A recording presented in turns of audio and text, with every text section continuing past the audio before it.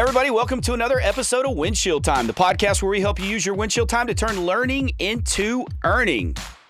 Windshield Time is brought to you, of course, by Service Excellence. Joining me again on this episode of the podcast is the one and only man-child, Brandon Cockrell. Today, we're going to be talking about the power of habit. Stay tuned.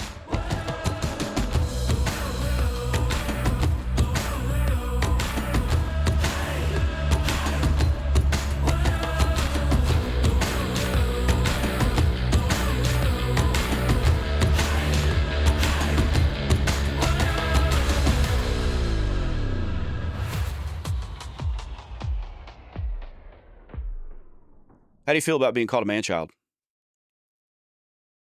I don't know that there's many things you could call me that would bother me.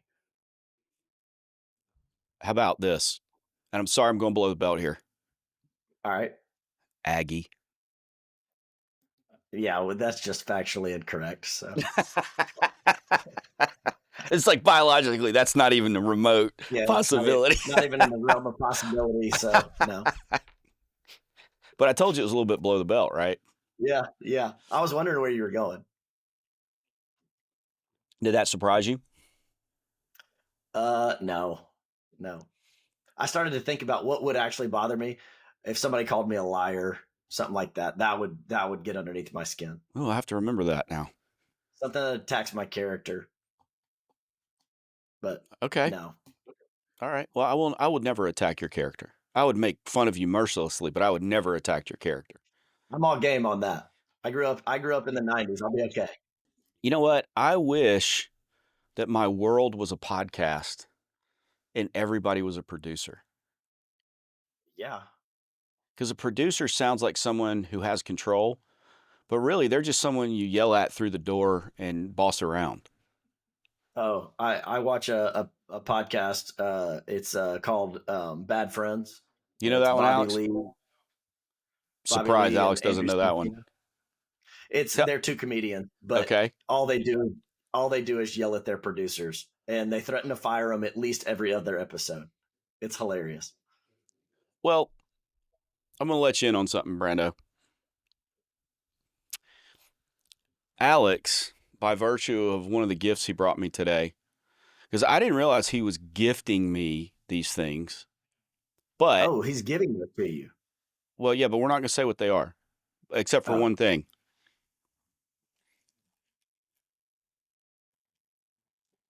The zebra cake? Little Debbie zebra cakes. Zebra cakes. Thank you, Alex. World's best producer.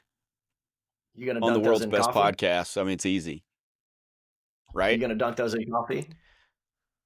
No. Okay, I don't know. I don't drink coffee. No, you don't. That's acceptable that you don't drink coffee. I don't understand it, but it's very acceptable. But that you would dip or dunk, you said, a zebra cake in coffee. Yeah. That's a misuse. That's a gross misuse of the zebra cake. I think anything Little Debbie, you gotta have a glass of milk with. Yeah, okay, I could see that, but I'm not a milk drinker like that. So, ironically, I put cream in my coffee. And I also make the protein shakes, the Jocko Fuel, with milk. Yeah. So, but that stuff is so good. Jocko Fuel is so good, you can drink it with water. It tastes like a chocolate milkshake. So, if you ever, when you get in your bulk up phase, Brandon, hit you some Jocko Fuel. I may try it out. Okay. All right. Anything new with you? Tell me about, you've got 14 kids and they all play different sports all at different times in different locations, right? Correct. So this weekend, luckily Sissy hasn't started soccer, but we have 2 football games and 2 soccer games. So 2 football games on Saturday, 2 soccer games on Sunday in Arlington. Football luckily is here. But then the next week we will start, 2 weeks after that, then we'll have 3 soccer games, 2 football games. And that'll kind of be the rotation on a regular basis. Gotcha. And do you have to go to Arlington every time? That's every other week with my oldest. Yeah. Gotcha. Yeah. So 2 games every other Sunday, so that we don't have to go down every week. So Wow. I makes it can't a believe little it. easier. I Yeah. there's Difficult. no way I could do that. And I coach 3 of those teams. So I have to go to one football practice a week for my oldest son, 1 football practice a week for my youngest son, and then 2 soccer practices a week for my oldest son. Wow. How do Yeah. you find time, Brandon? I've cut out a lot of other stuff. And so As you guys do are as a like, parent? yeah, you want to do this? You want to do that? I'm like, no, I got to go to practice. No, I got to do this. I got to do that. So, yeah. Gotcha. Well, good You luck don't with ever have that. to worry about what you're going to be doing. And then there's the whole strep thing. Oh, yeah. Sometimes that's a break. But am I exaggerating when I say that throughout the wintertime, one of your kids has strep pretty much all the time? Just one, Oh, not one kid has it all the time, but among the 3 of them, somebody. strep is very prevalent. Oh, yeah. Yeah. We'll rock some strep between all 3 of them 7 times a year. So you've got amoxicillin in one of those things you put the whiskey in where you can just put the glass under it and measures the thing out. We should. We should, yeah. We never throw any of the extras away, just so if we think it's happening. Oh, we're man, like, hey, and that give gets them some. crusty, too. When you go to open it, it's like crusty. So are you Takes a guys good with the shit. dosing spoons? Or is it the No, cup we now? we do like big syringes. Oh, okay. Still with the syringe? Okay. Yeah. They don't want to Yeah. drink it, you just squirt it down their throat. Yeah. Yeah. Pressurized. Okay. It's like All it's right. like it's like when you give it to a dog. You have to put your kids' pills in peanut butter. And then Sandwich it in an hold their Oreo. mouth They'll eat it. closed. Yeah. So, That's all right, let's get to today. The power of habit. Give me. We're going to deconstruct it here in a minute, but give me one of your habits that you do that is a beneficial habit that you have started doing. Not in the last week, but just one. What's one beneficial habit that you have? So, I mean, the biggest one for me, and I've told you this, but was moving away from sodas and mainly Dr. Peppers. I used to go through easily a 12-pack a week. So hold on, just so we're clear, you didn't move away from a wide variety of sodas to only Dr. Peppers. No. Dr. Pepper was my soda of choice. As it should be. Or a Big Red every once in a while, things like that. Nothing beats a Dr. Pepper at the bottom in a Texas convenience store out in the country at the bottom of a horse trough full of ice with Dr. Peppers in the bottom, to the point where if your shirt isn't getting wet when you reach down in there, it's not deep enough in the cold water, in the ice water. I mean, you just talking about still sounds great, but I definitely don't have the response to it that I used to. Okay. Because used to, if I just saw one, I'm taking it, right? 3 a day, easy. But I replaced it with water completely. And so the only things that I drink now are basically sports drinks. So Gatorade, Body Armor, stuff like that, and water. But water is majority of what I... Back up. Okay. This podcast is all about transparency and honesty, Brandon. Okay.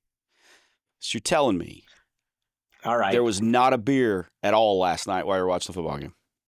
No. There was not a beer at all during the Texas game? No, there was several beers during the Texas game.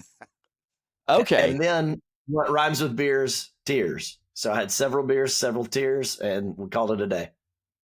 Gotcha. So we're back on track now. Yes. All right. So you replaced your sodas. Yeah.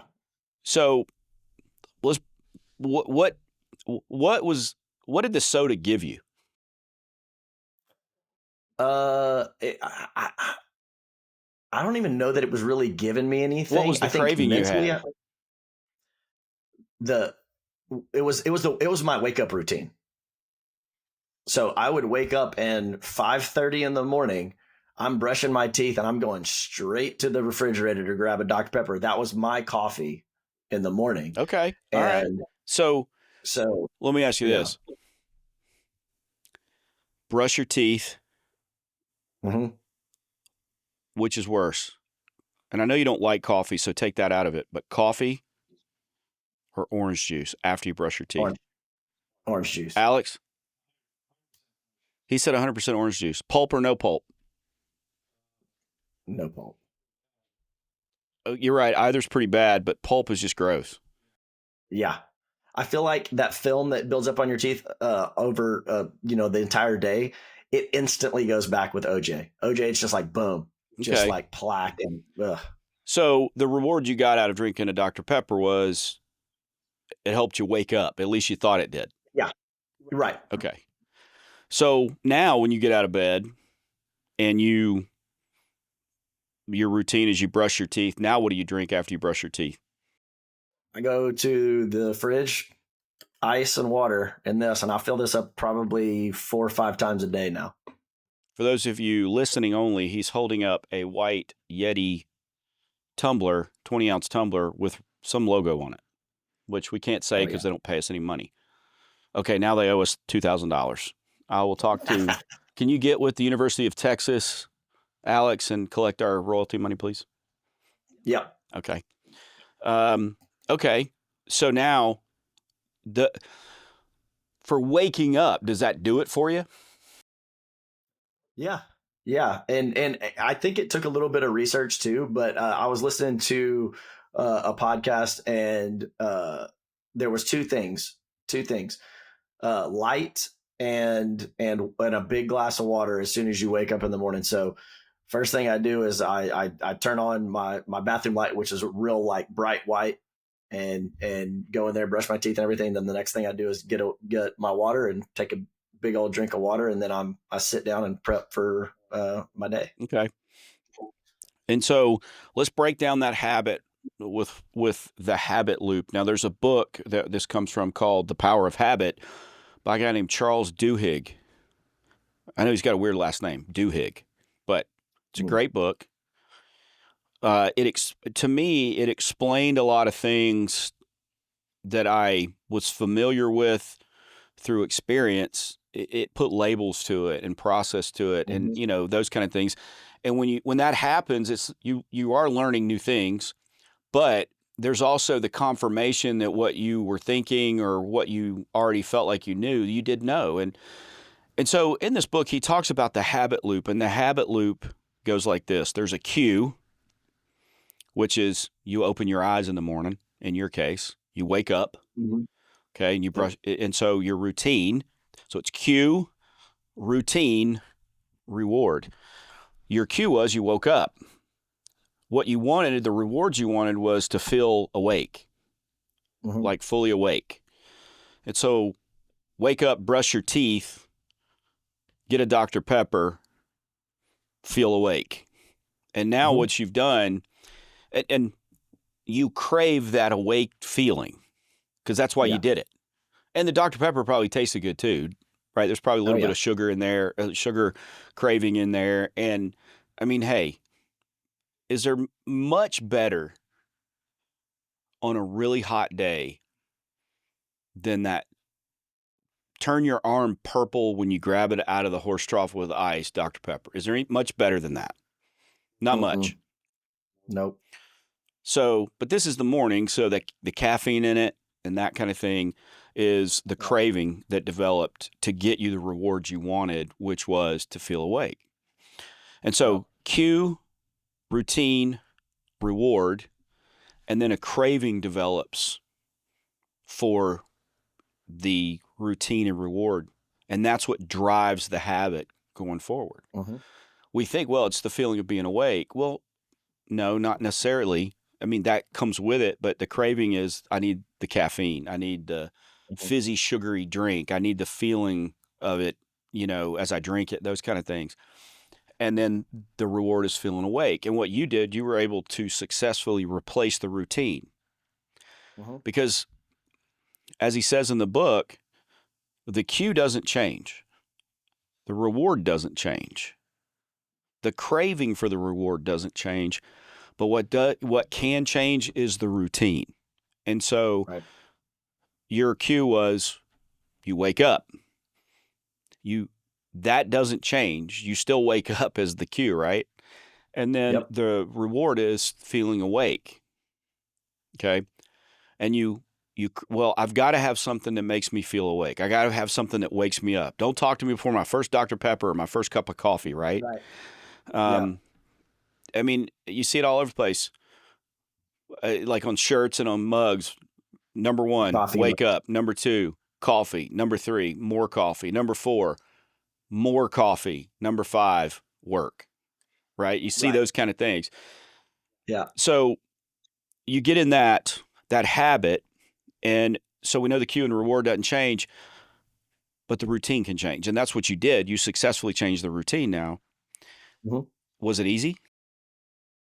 No, the first couple weeks were pretty difficult because I still had Dr. Peppers around the house, so I would see them. I would see my kids drinking them. But in evolution now, honestly, even my kids don't have sodas and stuff unless we go out to like restaurants and stuff like that. But we don't have them around the house because it was a temptation. Because that, like you said, that cue is still there, that craving is still there. So it was difficult in the beginning, but then once I replaced it, now I look at them and it doesn't really bother me. And every once in a while, I will give into it. I'm like, oh, Dr. Pepper sounds great. And now it doesn't have the same effect anymore. Right. But it's also not as detrimental to you as having 3 a day and starting your day with one, right? Right.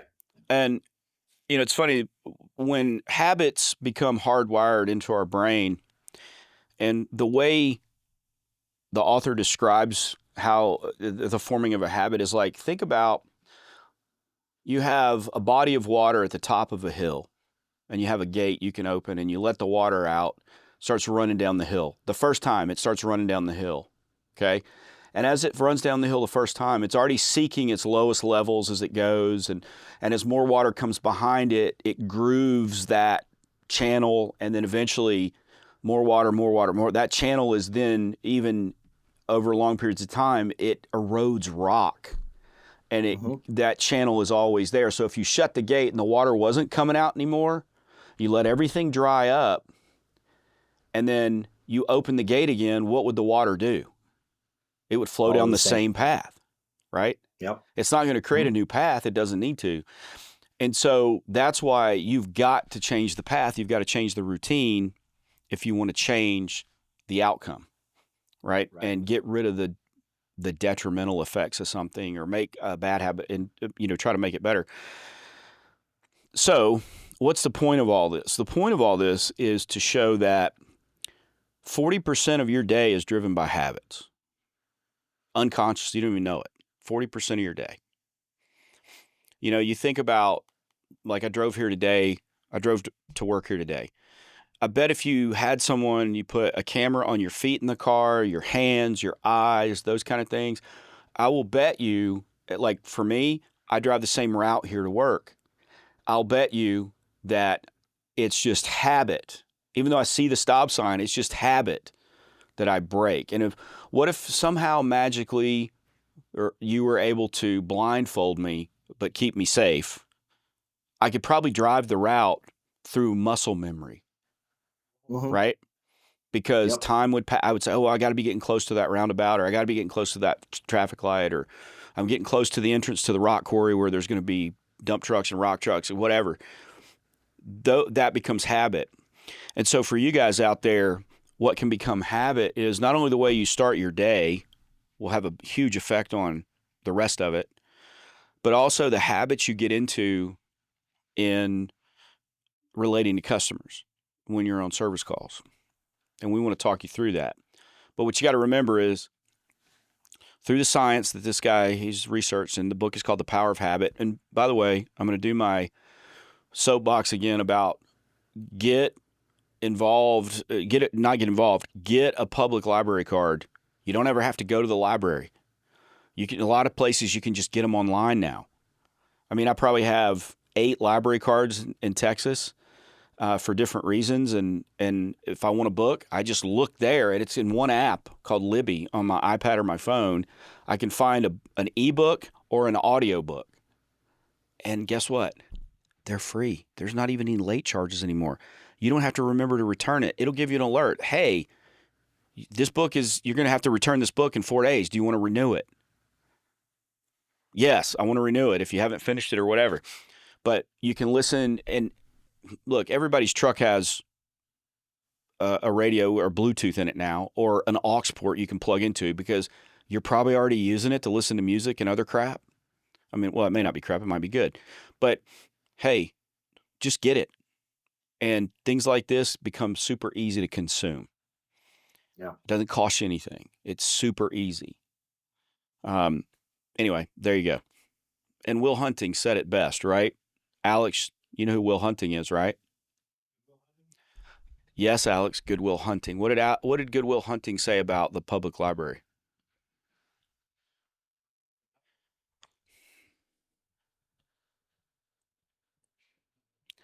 So he said this. You know the scene I'm talking about, Brandon, where he's in the bar with the Michael Bolton guy. You dropped $250,000 on an education you could have gotten at the public library for $275 in late charges. Yes. There you go. All right. Yep. So we got the cue, we got the routine, and we've got the reward, and there's a craving for the reward. Okay? And a lot of times the routine itself can drive a craving for that reward. But when you think about it in terms of like you're craving for a Dr. Pepper, okay? Mm-hmm. There were other things in it other than just waking up. Right? Because routine can become comfort. Mm-hmm. And we can crave the comfort that comes from routine that generates the reward we want, right? I mean, another darker one would be like alcohol. You know, some people get in a routine, and I'm not talking about alcoholism, but some people get in a routine where you have a hard day at work, you stop at the bar on the way home, you have a drink when you get home, and so the cue is stress, right? The routine is have a drink or drinks. What is the saying? What does it say? One is too many and two is not enough. Something like that, right? Yeah, that's good. But that's the routine, and the reward you get from that is the lessening of anxiety, right? Right. The lessening of your nerves, that kind of thing, the comfort that comes from that. But what can also become part of that routine is if you go to the same bar every day, you know, you're like Norm, you walk in and, hey, Norm, everybody knows your name. And if you're old enough to get that reference, which Alex is not, I can almost bet you. Alex, you know what that's from? Cheers. It's from a show called Cheers from the 80s. Look it up. I got one for you, Alex. Do you know Rex from Toy Story? John Ratzenberger, he's in every Pixar movie. He played Cliff the Postman in Cheers. Now you know? And you can see the postman in Cheers. Okay, very good, Alex. I'm proud of you. So it could be the routine of seeing the same people at the bar. It could be, whatever it is. Maybe it's but then eventually it can become the alcohol. Just like with you, eventually it becomes the Dr. Pepper. Right. Right? Right. So you crave the Dr. Pepper because you've craved the reward for so long that the routine now becomes part of that. Right. And so what we do is we get stuck in our habits because we think that unless we do that routine, we won't get that reward. Yep. And you said through research, and you said it was hard for a couple of weeks, right? And I'm not comparing quitting Dr. Pepper to quitting alcohol or dipping or cigarettes or anything else. I'm not comparing that at all, because that obviously is way harder for people to do, and people need help. So you were able to do the research and make that happen. Now, sometimes you have to take drastic measures to change your routine. So at some point you stop buying it, or stop buying as much, or maybe you took it out of the drinks fridge. So You had to think ahead. If you wanted a cold Dr. Pepper, you had to put one in the fridge. And you may not have done a lot of these things, but those are ways to change the routine so that you can replace it with something else and still get the same reward. And so let's talk about your startup routine in the morning, everybody, because if you don't have one, we'll put it this way. Whether you think you have one or think you don't, you do. You do. Whether it's intentional or not, you've got one. Mm-hmm. So if you find yourself, and I don't know, maybe you just don't have energy in the morning, maybe you just, you're grumpy in the morning, whatever it is, maybe you're just not enthusiastic about the day, you're not ready to go, seize the day or whatever, then you need to examine your routine in the morning. And over the years, I've had many morning routines. I'm sure you have too, Brandon, that weren't necessarily productive for me and what I need, for getting my mind right for the day or getting my body right for the day. And so as I got older, I started seeing more benefit as I started working with people like Todd, who is very regimented and very habit-based and positive habits. What I was able to see was the benefit of those things. And so I started adopting those routines. And we did a podcast not too long ago on the 3Ds, duty, discipline, and devotion, and how you progress through that to form a new routine. Or, we talk about forming a new habit, but it's really the routine part of the habit. Okay. Because the cue starts with a desire. You have a desire for something. Okay. Right. Then you create a routine to try to fulfill that desire, which becomes the reward. And then depending on the routine you choose, you could also have side complications, like being pre-diabetic because you drink 3 Dr. Peppers a day. But seriously, that's the thing, is it can happen. Yeah. Whatever that may be, there's going to be detrimental effects to some things. Mm-hmm. And so unintended side effects, I guess. Right. Do you ever notice that the side effects on those medical or those medicine commercials, bowel discomfort or some sort of stomach discomfort is one of the things? Have you ever noticed that, Alex? It's always a side effect. Yeah. Yeah. Anyway, those unintended side effects happen. And so you have to think about that. Okay, so what do you do when you get up in the morning? Is the first thing you do something like get a Dr. Pepper or whatever your routine is? Maybe you just get up from the bed and go sit on the couch, which I do that, but I get out of the bed, make the coffee, sit on the couch, and then I do my daily devotional, and then I read, and then I catch up on the news. That's my routine. And then I look at my calendar for the day. Again, I'm in a habit now. And again, that's thanks to Todd, the leadership team here at Service Excellence. We post in the morning of the day what we're doing that day we handwrite our calendars, and we post that morning, or I do it in the evening, what I'm going to do that day. And then that's my routine every morning. And I feel like, okay, spiritually I get right. Intellectually, I read something that starts me thinking and engages me intellectually. Then I catch up on the news, and sports and whatever else. And then I look at my calendar, and then I'm ready to go. Okay, now it's time to get ready for get myself physically ready for the day, which is sometimes it means going to the gym if I don't have a meeting, early or a commitment early.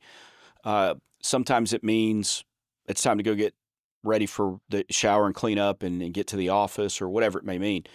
But that's how I start every day, and it helps me so much now, because what I used to do is get up, turn on the TV. That's what I'd go in there, turn on the TV, and just sit there on the couch. And what I found was that I was reluctant to turn off the TV and get up and go get ready for the day. I certainly wasn't going to go do my echo bike in the garage or go to the gym. I wasn't going to do that. And I started thinking about what I look back on it now, and I think, what was the cue for that? Well, the cue was I didn't want to be stressed thinking about what I had to do that day, so I would just zone out. Right. And the reward You're was looking for a I distraction. put it off and it was a distraction and I wasn't stressed about what I had to do that day. Well, it didn't work because you zone out for 45 minutes and immediately, bam, everything comes right back. And so instead, I just incorporated part of my routine. The night before I post my day, I do my spiritual thing, my intellectual thing, my catch up on the news. That's done. I'm doing things to prepare myself. I look at my calendar. And so part of preparing for my day is looking at what I've got to do instead of zoning out and pushing it away. And what it does, I don't have anxiety about what I got to get done that day. I get the same reward. And so now the routine So, has become part of it. I've changed the so routine. So Chris, what I think is interesting about this, because I've noticed my activity and how it's affected me in the past, and what I'm hearing you're saying, and you can correct me if I'm wrong, but your activity or your routine was actually having a reverse or negative impact on what your reward was. So it wasn't actually taking you to the reward; it was taking you farther away from it, right? And well, so it was, it was a but in the moment, it was fine.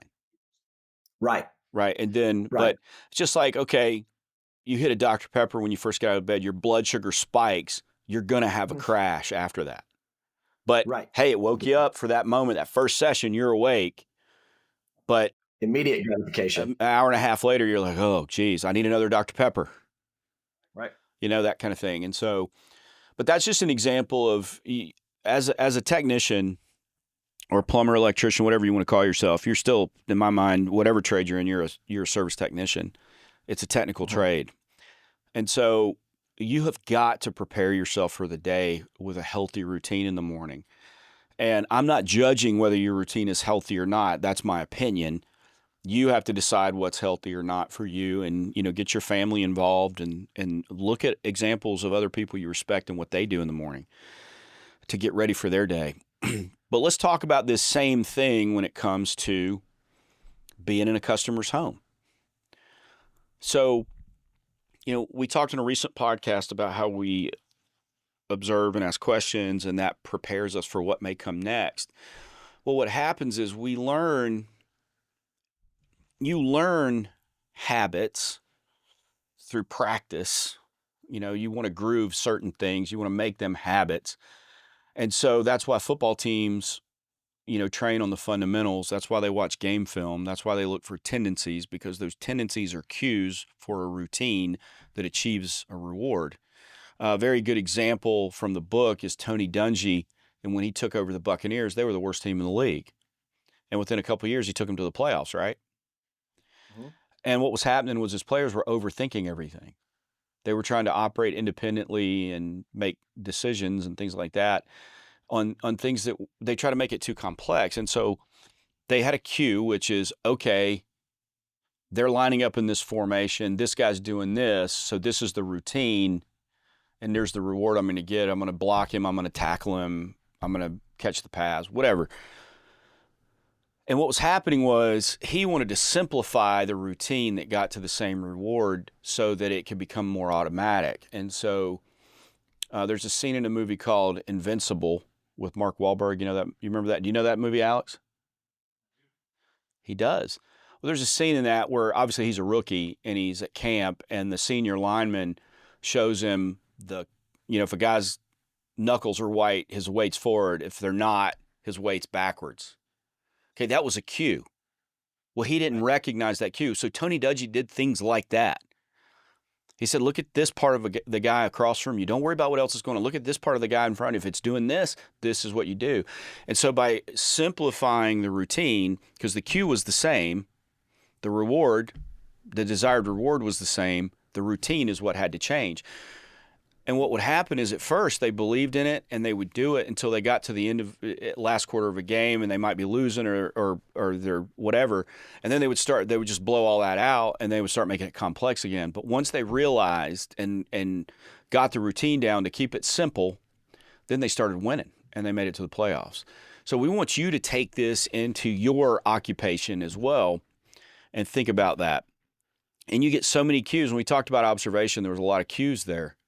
this cue. Okay, here's a cue. This routine is what we should do. And we've practiced this routine and we've run this routine. We've role played this routine if this is the cue. And it's going to lead to this reward. And so we've got to be conscious of that. So let's talk through some examples. Brando, I think you had a pretty good example to talk through on that. Yeah, I think one of the earliest cues that we get in running a service call is how a customer answers the door, how a customer is situated whenever we approach. You have the customer that's sitting out on the sidewalk waiting on you, tapping their foot. You got the customer that as soon as you pull up, they start rolling up the garage, which means they were sitting there waiting on you. You have the customer that barely cracks the door. That's a different way of approaching it. That it was like, oh, who are you? It's like, wait, I was scheduled a service call right now. I called you before I came over here, and they act like they didn't even know about it. And so all of these are small cues, and all of a sudden we're interpreting that information, and now we may be augmenting our routine or changing our routine because of what we believe the customer wants or needs out of it, rather than running a routine that will get us the reward that we're looking for. That's right. And so obviously you can go, and I used this phrase before, but you can go macro or micro on this. Mm-hmm. Okay. Macro, the cue is you want to make more money, right? Or you need money for whatever it is, whether it's you need it or you want it Right. to achieve a dream or a target or whatever it is, or own a thing, whatever your thing is. Yeah. And if you're a technician and you're making any kind of performance pay, commission, bonuses based on sales or memberships, things like that, which most of you are, Whatever, then you know that the reward is you make more money. You make the sale, you get more money, right? So your routine is the thing. And what we do when we train on press play and the in-home sales and service principles, it's about changing your routine to a more positive routine that gives you the rewards you want more often than not, or better than it does before you're trained. Okay? Because let me say this, just like I said about your morning routine, whether you think you do or think you don't, you do have a routine in the house that you follow, whether you use press play, whether you use whatever other system you're on, whether you don't use anything. Maybe you use the Bob system because you're Bob, and Right. That's the system you use, right? So you have a routine, but is it the right routine to get you the best results? Is it a Dr. Pepper, right? Is that what you're hitting all the time and expecting a different result? We know that's insanity. When you do the same thing over and over again, expecting a different result eventually or every time, that's just crazy. Mm-hmm. And so what that typically means is you're locked in a bad habit loop. Now, and it doesn't mean that the cue and the reward are bad. It means that the routine of that habit loop is bad because it's not producing the rewards you want as often as you want. So what do you got to do? You got to change. And so preparation is part of it, because if you're preparing your mind for the day, then you're probably learning new things, and you're probably going over, okay, what do I got coming up today? What did I do yesterday? Where am I at for the month? Whatever. And you're preparing yourself. That's, obviously that's a routine, but when you get in the home, now we go micro. Okay. Just like we talked about Tony Dungy. Well, their football players are taking in, many, I don't even know how many cues they're taking in that are all unconscious. And some of that comes with experience, right? Like the veteran player, when the veteran player turns around out of the huddle and watches where a player is, even a player in a certain half of the field cues some sort of routine in their head. Mm-hmm. Right? For a potential outcome or to a reward they want. Maybe the defensive player leaves the huddle, turns around and sees something about how the offense lines up, and that cues a routine based on, and I go back to, who was the one that had the famous swim move? Was that J.J. Watt? Who was known for the swim move? I think it was him. Yeah, I mean, there's been a lot. I mean, but obviously yeah, he didn't come up with it, but he was no, known. but he just had a really, really good one. It's very strong. Yeah, and so obviously he's not using the swim move every time. He's only using the swim move when he sees a certain condition or conditions that exist. And you know what? He didn't turn around out of the huddle and go, okay, I'm going to use the swim move this time. Right. That's not what happened. Mm-mm. What happened is he saw how the lineman lined up. He saw how the customer came to the door. He heard the customer say this, right? Yep.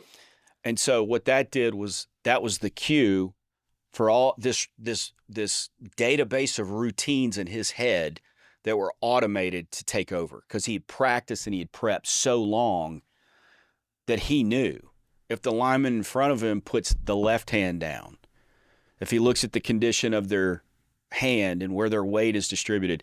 I heard that that's why a lot of linemen tape their knuckles now, or have always taped their knuckles to keep that from showing, right?